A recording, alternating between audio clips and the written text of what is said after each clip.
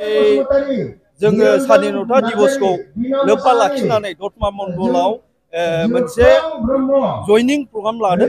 बे जयनिं प्रग्रामाव माने नङाब्लाबो 1500सो मानसिया दिनै नुजाफैदों आरो बिथांमोना गावसिनि गोसो खुसियैनो नुजाफैदों। दा बिथांमोनखौ जोङो जयनिं लानाय जाबाय।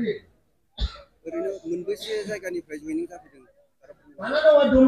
जायगाया बुंनो थाङोब्ला जोंनि जेसेबां दतमा मण्डलाव जेसेबां गामि दं बिथांमोननिफ्राय साब्रै साबा 10-20 जन बेफोरबायदि फैदों आरो बहाबा 50-60 जन फैदों।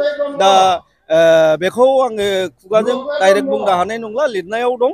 जोङो गामियाव एसे लिस्ट खालामजोबदों, बे लिस्टआव दङ।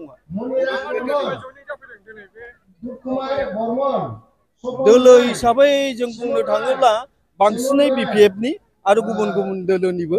दा बे हिसाबै जोङो गुबुन दोलोखौ दिनै मख'नो थाङाखिसै, खिन्थु गुबुन दोलोनिफ्रायबो दंफैयो।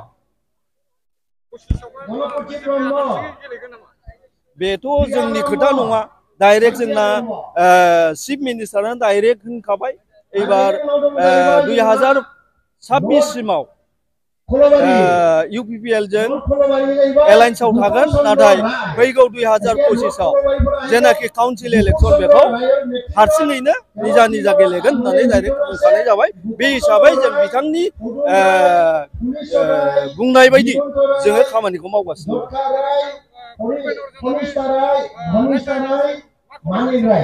कनभेन्टआवथ' नङा, जोंना दतमा मण्डलनि आङो आफादगिरि।